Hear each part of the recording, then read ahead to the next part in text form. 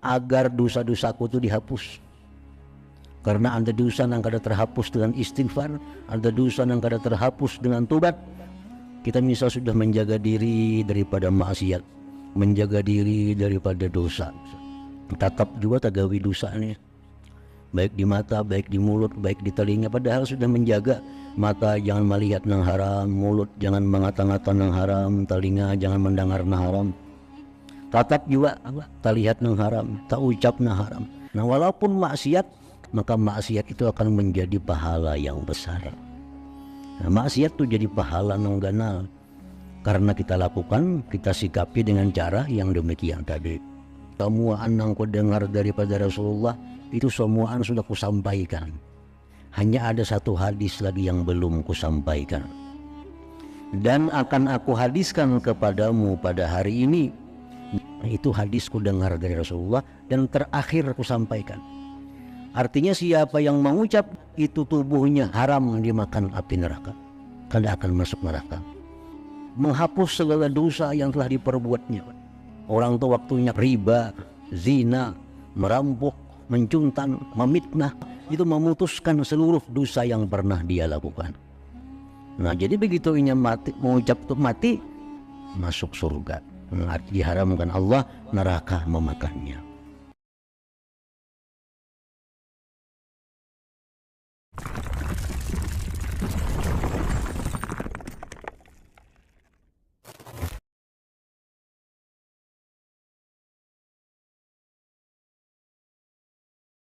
Bismillahirrahmanirrahim. Alhamdulillahirabbil alamin. Wa bihi nasta'in ala umuri dunya waddin. Wassalatu wassalamu ala asyrafil anbiya'i wal mursalin sayyidina wa habibina Muhammadin wa ala alihi wa sahbihi ajma'in. Makna perkataan Imam Al-Ghazali rahimahullah, nafa'ana bi'ulumihi fid dharaini amin. Sa'ad bin Hilal berkata, disuruh pada hari kiamat, artinya Allah menyuruh malaikat. Allah menyuruh malaikat pada hari kiamat mengeluarkan dua orang laki-laki dari neraka. Dikeluarkanlah oleh malaikat dua laki-laki tadi, dihadapkan ke hadapan Allah Subhanahu wa ta'ala. Maka Allah Tabaraka wa ta'ala berfirman, demikian itu disebabkan apa yang kamu kerjakan, dan aku tidak suka menganiaya hamba-hamba. Jadi jar Tuhan kepada dua orang laki-laki tadi, nah aku masukkan kalian dalam neraka itu adalah karena perbuatan kalian, karena maksiat yang kalian lakukan. Nah, kalian masuk surga, dan itu bukanlah kezalimanku, jar Tuhan, dan aku tidak menzalim terhadap hamba-hambaku. Itu banyak ayat dalam Al-Quran yang menerangkan bahwa Allah itu tidak menzalim kepada hamba-hambanya ini. Wa ma rabbuka bizallamin lil abid. Ada ayat yang menyatakan bahwa Allah tidak akan menzalim hamba-hambanya ini. Innallaha la yazlimun nasa syai'a. Allah tidak akan menzalim sedikit jua pun terhadap manusia itu. Ada lagi ayat innallaha la yazlimu mithqala dzarrah. Allah tidak menzalim seberat zarrah jua pun. Jadi semuaan yang terjadi itu adalah merupakan suatu keadilan daripada Allah Subhanahu wa ta'ala. Nah, jadi baik itu hukum Allah yang dia berlakukan di alam dunia ini, itu semuaan hukum yang ditentukan Allah itu adalah adil. Artinya kada menzalim. Walaupun kita kadang-kadang kada melihat, kita kada diberitahu, sehingga timbul kesannya Allah itu tidak adil, itu hanya adalah pengetahuan kita. Padahal hakikatnya apa yang dilakukan oleh Allah, apa yang diputuskan oleh Allah itu adalah keadilan. Nah, cuma kadang-kadang kita kadang menjangkau akal kita. tentang keadilan itu. Sehingga seolah-olah kita lihat Allah itu tidak adil. Ada orangnya miskin, orangnya kada bagus, orangnya pulang kada beribadah, mati ke neraka. Yang saya kong ini orangnya mana kaya, mana takwa, mana bagus, orangnya matinya ke surga. Seolah-olah pindah kada adil. Padahal itu keadilan daripada Allah. Cuma ukuran keadilan itu kita kadang menjangkau akal pikiran kita. Tapi yang jelas Allah menyatakan bahwa apa yang dilakukan oleh Tuhan itu adalah adil. Hukumnya, misalnya laki-laki waris dapat 1, bini-bini dapat 1/2. Nah, itu pindah kayak kada adil modelnya. Bini-bini ini mana maharagu lawan kuitannya, orang tuanya.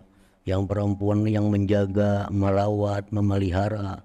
Si laki-laki ini kada tahu menahu, orang tuanya garing. Begitu mati dapat warisan, laki-laki ini double. Yang bini-bini dapat cuma 1/2. Kelihatannya pindah kada adil tuh hukum itu. Tapi sebenarnya itu adalah adil. Sebenarnya itu adil. Ini termasuk sesuatu yang wajib kita i'tikadkan di dalam hati kita, bahwa apapun yang diperbuat Allah, apapun yang diputuskan, dihukumkan oleh Allah, baik di dunia maupun di akhirat, itu adalah adil. Karena Allah tidak zalim, tidak menganiaya seorang jua pun daripada hamba-hambanya ini. Nah, jadi 2 laki-laki tadi diangkat dari neraka, dibawa ke hadapan Tuhan. Menjadi Tuhan, ikam masuk neraka ini akibat ulah ikam juga.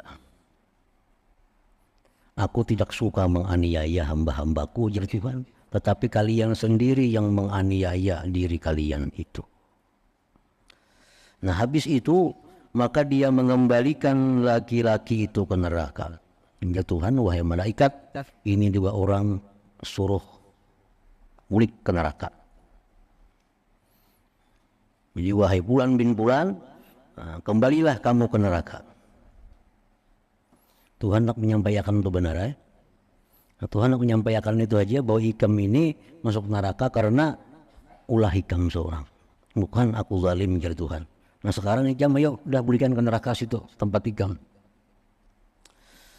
Maka salah seorang dari keduanya lari pada rantainya, sehingga ia menceburkan diri ke dalamnya. Ini Saikung ini begitu disuruh Tuhan, menjadi Tuhan, ikam sekarang sudah berikan dah ke neraka. Saikung buka, disuruh berikan neraka, laju, nah, bercabur ke neraka. Dan yang lain terlambat, artinya bala lambat. Nah, Saikung ini bala lambat nak berikan neraka. Lambat berjalan. Saikung tadi suruh ke nerakanya buka, bercabur surang. Nah, dan kedua ini bala lambat disuruh Tuhan ke neraka. Ya akhirnya bercabur juga, cuma bala lambat. Nah, maka disuruh pulang malaikat nih mengembalikan keduanya. Di Tuhan yang berdua tadi suruh berbulik pulang ke sini. Suruh berbulik ke sini. Ditarik pulang, diangkat pulang dari neraka yang berdua tadi. Dan Allah bertanya kepada keduanya tentang perbuatan keduanya. Ya Tuhan, hitam tadi kusuruh ke neraka. Laju dapat dia buka baca buruk, nyaman dari neraka situ. Lalu orang yang lari ke neraka tadi menjawab, aku telah diperingatkan dari bahaya maksiat, maka tidaklah aku menghadapi kemarahan engkau yang kedua kalinya. Di dunia aku engkau suruh sembahyang, kada sembahyang. Di dunia aku disuruh puasa, kada puasa. Dalam dunia aku disuruh berbuat ini, kada aku gawi. Pas aku masuk neraka. Di sini mun aku balik lambat, takutan orang aku 2 kali disiksa. Jadi rakas masuk neraka. Karena sudah pengalaman bila menantang engkau ini macam disiksa. Jadi baik balakas saja masuk ke neraka. Gampang dia Tuhan, saya melambat, kenapa? Jam bela lambat, nah saya punya suruh ke neraka. Dan yang terlambat itu berkata, hujan yang bela lambat ini baik sangkaanku kepada engkau memberitahukan kepadaku bahwa engkau tidak mengembalikanku ke neraka setelah engkau mengeluarkan daripadanya. Ada ulun ini bala lambat ke neraka berharap mudahan jangan dibuat lagi pulang ke neraka situ. Sakit dalam neraka itu. Jadi bala lambat ke neraka mudahan pian kiau kada usah ke neraka kayak itu nah.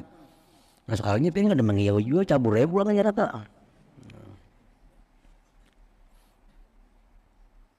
Jadi yang satu ini belaju ke neraka itu karena perintah Tuhan.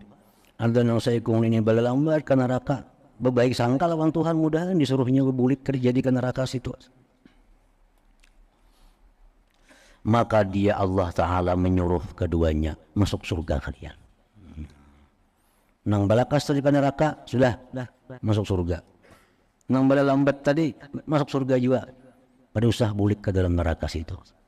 Nah, ini artinya di sini menunjukkan keluasan daripada rahmat Allah Subhanahu wa Ta'ala.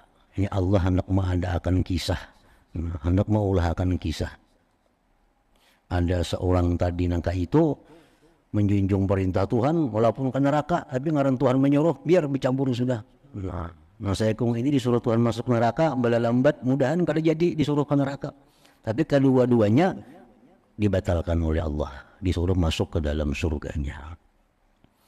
Nah jadi di situ para ulama mengatakan bahwa husnuzan billah, berbaik sangka dengan Allah itu bukan hanya berlaku di dunia, bahkan di akhirat pun masih berlaku.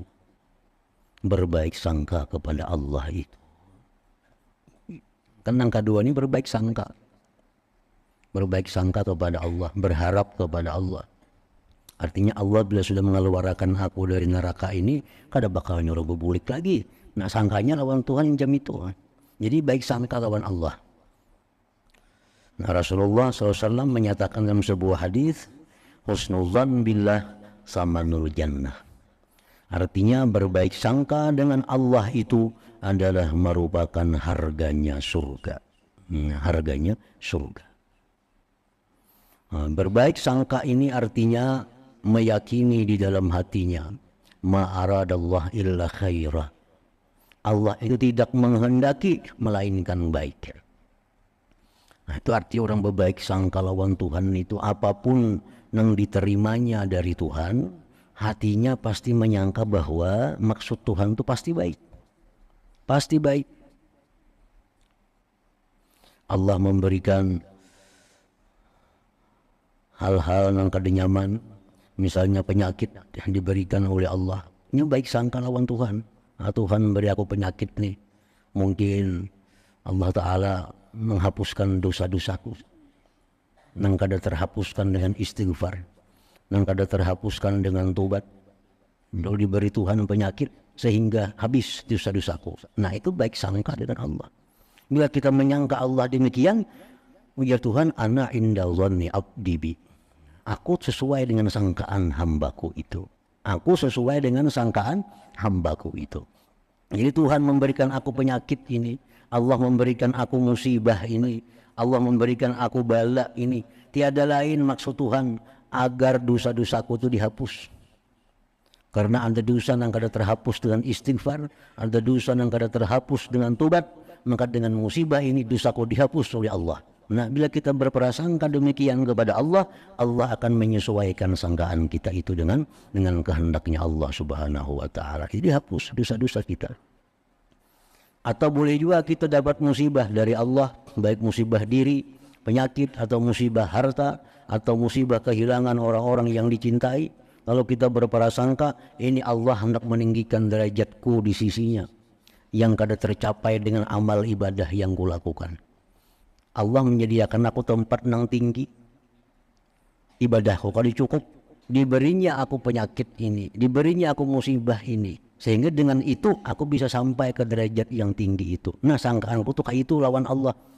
Nah, dapat penyakit, dapat musibah ini. Nah Allah akan menyesuaikan sangkaan kita dengan yang dimaksud itu. Nah itu artinya orang yang baik sangka lawan Allah. Walaupun dalam hal maksiat. Kita misal sudah menjaga diri daripada maksiat, menjaga diri daripada dosa. Tetap juga tagawi dosa nih. baik di mata, baik di mulut, baik di telinga, padahal sudah menjaga mata jangan melihat nang haram, mulut jangan mengata-ngata nang haram, telinga jangan mendengar nang haram, tatap juga tak lihat nang haram, tak ucap nang haram. Nah di situ kita berbaik sangka, ini Allah menghendaki aku ini berbuat dosa, Allah menyuruh aku agar aku bertobat kepadanya, Allah menyuruh aku agar aku istighfar kepadanya, Allah menyuruh aku agar mengakui bahwa aku ini kada bisa menghindar daripada dosa kalau kada dapat pertolongan daripada Allah Subhanahu wa taala. Nah, walaupun maksiat tapi dengan baik sangka itu, maka maksiat itu akan menjadi pahala yang besar. Nah, maksiat itu jadi pahala nang ganal karena kita lakukan, kita sikapi dengan cara yang demikian tadi. Gawi maksiat sudah aja bahindar, tetap juga tagawi baik sangka lawan Tuhan. Ini Tuhan menghendaki aku agar aku minta ampun lawan. Ini Tuhan menghendaki aku agar aku mengakui bahwa kada akan bisa selamat dari dosa kalau kada ditolong oleh Allah Subhanahu wa taala. Nah, jadi husnuzan billah. Apalagi orang yang sudah dalam keadaan sakit-sakitan, dalam keadaan kada kawal lagi beribadah banyak, sudah dalam keadaan uyuh. Nah, itu sangat disuruh oleh Nabi kita berbaik sangka kepada Allah. Ini ditilam aja lagi berabah, gulang galik, kada kau lagi. Sembahyang kayak orang kada kau lagi, sudah serabaan lama. Nah orang seperti ini paling bagus sudah husnuzan, berbaik sangka dengan Allah, berbaik sangka lawan Allah. Allah mengampuni dosa-dosaku yang telah lalu, Allah menerima amal ibadah yang kuperbuat yang telah lalu, Allah mematikan aku dalam husnul khatimah. Nah berbaik sangka kepada Allah, terutama dalam keadaan menjelang akhir hidup itu. Rasulullah bersabda, la yamutu ahadukum hatta yuhsina dzannahu billah. Nah, janganlah mati salah seorang kamu melainkan dalam keadaan baik sangka terhadap Allah Azza wa Jalla. Rasulullah sallallahu alaihi wasallam bersabda, yunadi munadin min tahtil arsy yaumal qiyamah, ya ummata Muhammad amma ma kana li kibalakum, bacaannya kibalakum faqad wahabtuhu lakum wa baqiyatit tabi'atu fatawahabuha wadkhulul jannata birahmati.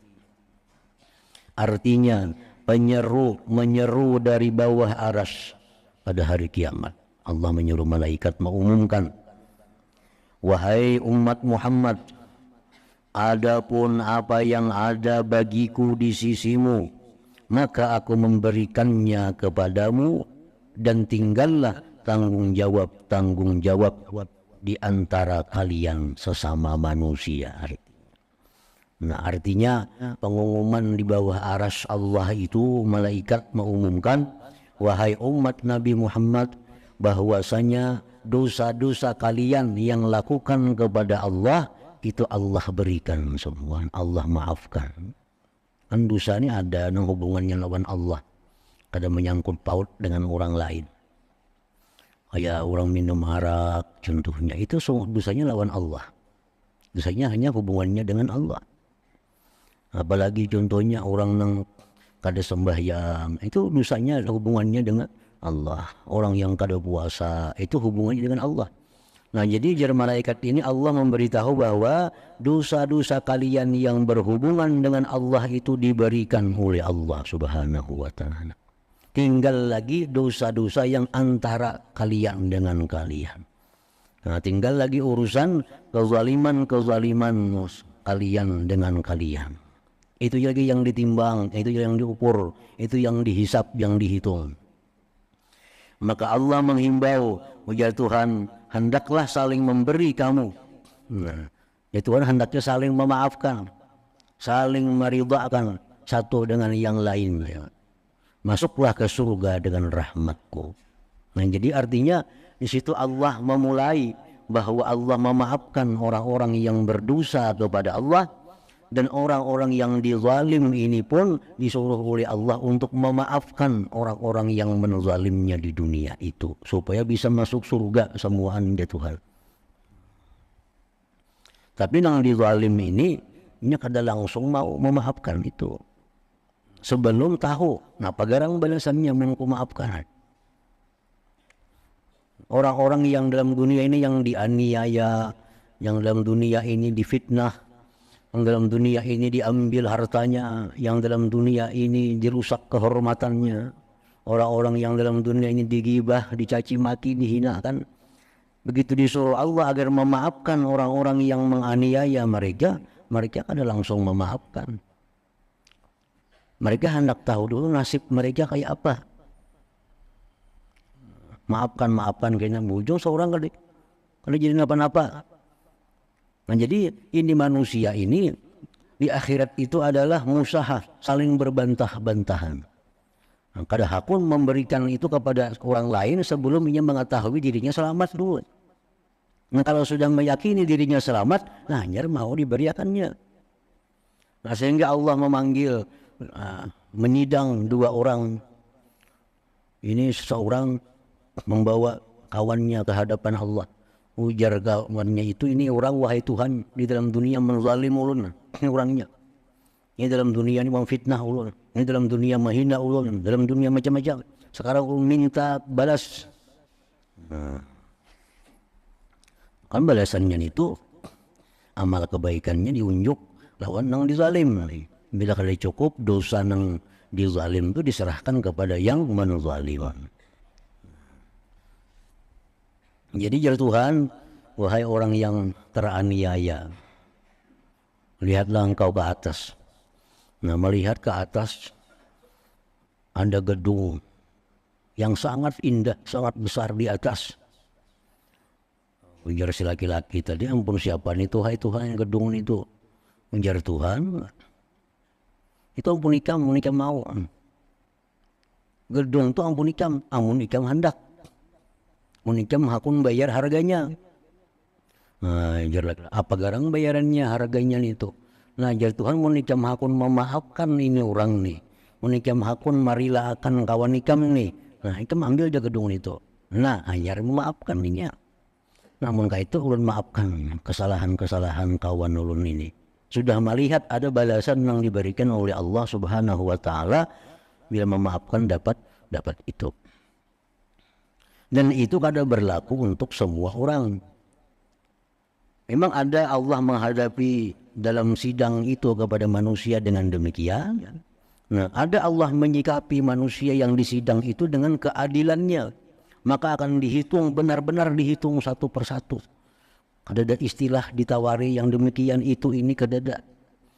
Jadi Allah Subhanahu wa taala di akhirat itu antara menyidang si fulan dengan si fulan itu kada sama.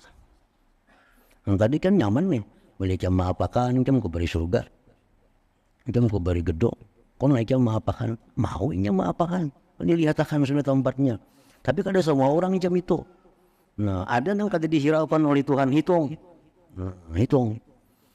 Ikam pernah menggibah ini, ikam pernah memitnah ini, ikam pernah mencela ini, ikam pernah mengambil harta ini, bayari amal kebaikan ikam. Berapa? Nah, kada cukup wahai Tuhan, tanggungkan dosanya. Nah, ada juga Allah menghadapi orang, menyidang orang dengan seperti demikian itu.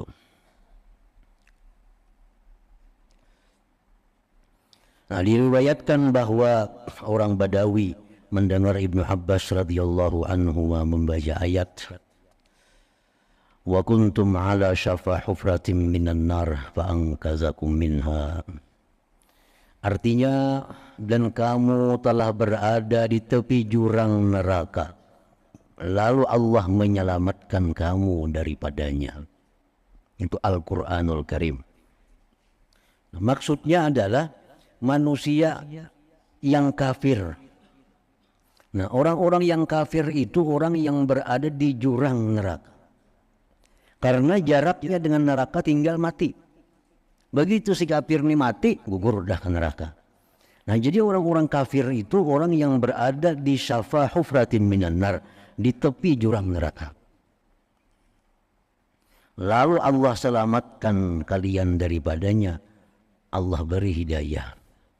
Nah Allah beri iman.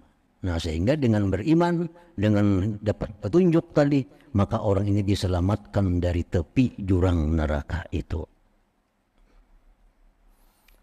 Nah itu tafsir daripada ayat tadi menurut Ibnu Abbas radhiyallahu anhu. Jadi Allah menyelamatkan kalian sesudah kalian berada di tepi jurang neraka. Lalu orang Badawi itu berkata, demi Allah, dia tidak menyelamatkanmu daripadanya neraka, sedangkan dia berkehendak menjatuhkanmu ke dalamnya. Itu tafsir orang Badawi. Ya orang Badawi menurut aku tafsirnya itu artinya Allah kadang menyelamatkan seseorang kalau Allah hendak menjatuhkannya ke dalam neraka. Ujar Ibnu Abbas berkata, ambillah tafsir ayat itu dari selain orang yang pandai. Tafsir kan tafsir dari orang yang kada pandai, yang kada bisa menafsirkan Al-Quran. Nah kalau tafsir yang sebenarnya itu adalah bahwa kalian berada di tepi jurang neraka, artinya kalian dalam keadaan kafir. Maka Allah beri iman, beri petunjuk, maka selamatlah kalian daripada neraka itu. As-Sunabihi berkata, saya masuk menghadap Ubadah ibn Samit, sedangkan ia dalam keadaan sakit yang membawa kepada kematian. Lalu saya menangis, ujar Sunabihi ini. Menangis. Maka Ubadah bin Samit berkata pelan-pelan, mengapa kamu menangis? Maka demi Allah, tidak ada satu hadis pun yang aku dengar dari Rasulullah sallallahu alaihi wasallam yang bagimu ada kebaikan padanya, melainkan aku ceritakan kepadamu selain satu hadis. Jadi Ubadah bin Samit, semua yang ku dengar daripada Rasulullah itu semua sudah kusampaikan. Hanya ada satu hadis lagi yang belum kusampaikan. Dan akan aku hadiskan kepadamu pada hari ini, dan sungguh telah diliputi dengan diriku. Artinya aku dalam keadaan sudah sakaratul maut. Khawatir kalau ini kada disampaikan, kena aku berdosa. Aku mendengar Rasulullah sallallahu alaihi wasallam bersabda, man syahida an la ilaha illallah wa anna Muhammadar Rasulullah harramallahu alaihi nar. Artinya barang siapa bersaksi bahwa tidak ada Tuhan selain Allah dan bahwa Muhammad adalah utusan Allah, niscaya Allah mengharamkan neraka atasnya. Itu hadis ku dengar dari Rasulullah dan terakhir ku sampaikan. Artinya siapa yang mengucap dua kalimat syahadat itu tubuhnya haram dimakan api neraka. Jadi para ulama menjelaskan maksud hadis ini. Karena hadis ini artinya siapa yang mengucap asyhadu an la ilaha illallah wa anna Muhammadar Rasulullah, haram atasnya dijilat api neraka. Jadi maksudnya itu, ujar sebagian ulama, adalah orang kafir. Orang ini kafir. Kafir. Lalu masuk Islam. Asyhadu an la ilaha illallah. Wa asyhadu anna Muhammadar Rasulullah. Mati itu. Mati. Jadi orang kafirnya begitu mengucap dua kalimat syahadat, mati. Nah maka orang kafir ini sudah Islam orangnya. Nah karenanya sudah Islam dan masanya habis begitu mengucap dua kalimat syahadat, maka ini orang kada akan masuk neraka. Kada akan masuk neraka. Nah orang yang Islam itu menghapus segala dosa yang telah diperbuatnya. Orang itu waktunya kafir, riba, zina, merampok, mencuntan, memitnah, ini kafir. Begitu mengucap asyhadu an la ilaha illallah wa anna Muhammadar Rasulullah, itu memutuskan seluruh dosa yang pernah dia lakukan. Nah jadi begitu ini mati, mengucap itu mati, masuk surga. Diharamkan Allah neraka memakannya. Nah amun orang kada kafir pun kayak kita nih kada kafir, muslim ngarannya mengucap asyhadu an la ilaha illallah wa anna Muhammadar Rasulullah. Berapa ribu kali sudah kita ucapkan itu. Nah, lalu kita mati. Apakah haram neraka memakan tubuh kita? Nah ujar para ulama, haram juga tuh api neraka memakan tubuh kita jikalau kita dimaafkan oleh Allah Subhanahu wa taala dari segala dosa-dosa yang kita perbuat. Nah, jadi ada tambahannya. Kalau orang-orang Islam yang sudah sekian banyak mengucap syahadat itu, matinya diharamkan juga Tuhan juga dimakan api neraka bila mana dosanya diampuni oleh Allah Subhanahu wa taala, bila mana dia selamat daripada dosa-dosa besar, bila mana dia selamat dari segala macam kezaliman. Nah, jadi beda dengan orang kafir yang begitu mengucap syahadat mati, itu sudah dijamin.